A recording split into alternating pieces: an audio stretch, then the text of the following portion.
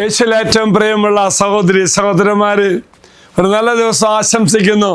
ഈ ദിവസത്തിൻ്റെ ആരംഭത്തിൽ തന്നെ നമ്മുടെ പ്രിയപ്പെട്ട തോമാസ് ശ്ലീഹായുടെ അനുഗ്രഹം നേടിയ വഴികള്, ഒപ്പം മാനുഷികമായ ചില ചിന്തകള് ദൈവത്തിൻ്റെ അനുഗ്രഹം സ്വീകരിക്കാൻ തടസ്സം നിൽക്കില്ല.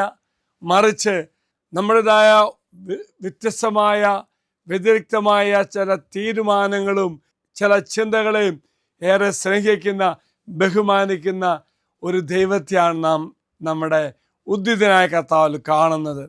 തോമാസ് ശ്ലീഹ തൻ്റെ അസാന്നിധ്യത്തിൽ യേശു പ്രത്യക്ഷപ്പെട്ടു എന്ന് പറഞ്ഞപ്പോൾ സങ്കടം തോന്നി. തോമാസ് ശ്ലീഹ വിചാരിച്ചു, ഞാൻ അത്രമാത്രം യേശുവിനെ സ്നേഹിച്ചതാ, മറ്റാരേക്കാൾ അപ്പുറമായിട്ടും ഞാൻ യേശുവിനെ സ്നേഹിച്ചതല്ലേ, എന്നിട്ട് എൻ്റെ അസാന്നിധ്യത്തിൽ നീ പ്രത്യക്ഷപ്പെട്ടല്ലോ എന്ന ചിന്ത തോമാസ് ശ്ലീഹായെ ഏറെ ഭാരപ്പെടുത്തി.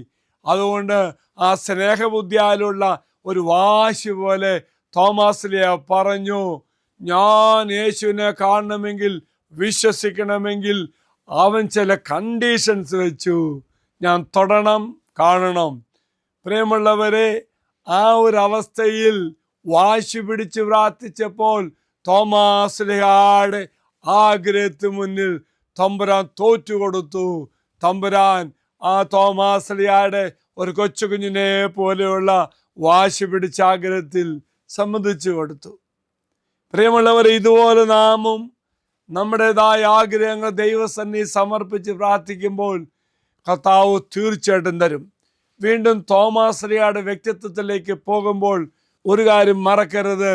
തോമാസ് ശ്ലീഹായുടെ തീരുമാനത്തിൻ്റെ ഭൗതിക തെളിവില്ലാത്ത പുനരുദ്ധാനത്തിൽ വിശ്വസിക്കുവാനുള്ള തോമാസ് ശ്ലീഹായുടെ വിസമ്മതമാണ്. കർത്താവ് മനസ്സിലാക്കും. വീണ്ടും തുടർന്നുള്ള തോമാസ് ശ്ലീഹായുടെ ഏറ്റുപറച്ചിലും സത്യസന്ധമായ സംശയവാദത്തിൽ നിന്ന് ആഴമേറിയതും വ്യക്തിപരമായ വിശ്വാസത്തിലേക്കുള്ള ഒരു യാത്രയെ പ്രതിനിധീകരിക്കുന്നു. അത് തമ്പുരാനിഷ്ട. അതുകൊണ്ടാണ് ഇങ്ങനെ പറഞ്ഞപ്പോൾ, ഇങ്ങനെ വാശി പിടിച്ചപ്പോൾ ദൈവം സമ്മതിച്ചു കൊടുത്തത്.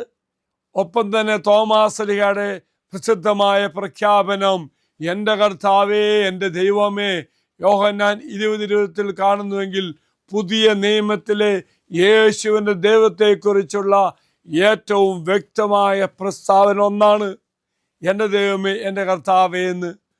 പ്രിയമുള്ളവരെ, സത്യസന്ധവും അന്വേഷിക്കുന്നതുമായ സംശയങ്ങൾ ദൈവത്തെക്കുറിച്ചുള്ള ആഴത്തുള്ള അറിവിലേക്ക് നയിക്കുമെന്ന് എടുത്തു കാണിക്കുന്നു.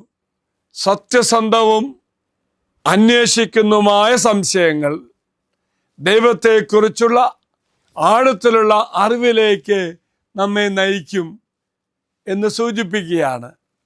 തോമാസ് ശ്ലീഹായുടെ സംശയത്തിന് യേശു അവനെ കുറ്റപ്പെടുത്തിയോ? കുറ്റപ്പെടുത്തിയില്ല. പകരം അവൻ എവിടെ ആയിരുന്നാലും അവനെ കണ്ടുമുട്ടി തോമാസ് ശ്ലീഹ ആവശ്യപ്പെട്ട നിർദ്ദിഷ്ട തെളിവുകൾ നൽകി. യേശു അന്വേഷകരോട് ക്ഷമയുള്ളവനാണ് കർത്താവ്. സത്യസന്ധമായ ചോദ്യങ്ങൾ കൈകാര്യം ചെയ്യുവാൻ തയ്യാറാണെന്നും ഈ സംഭവം എടുത്തു കാണിക്കുന്നു.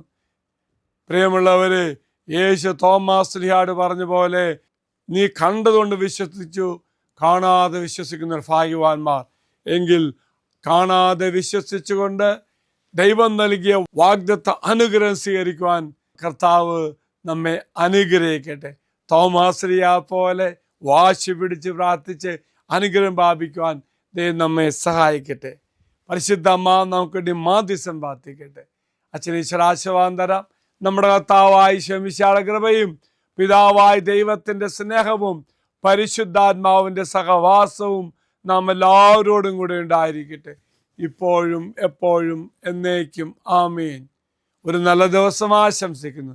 എല്ലാവരും കർത്താവ് അനുഗ്രഹിക്കട്ടെ.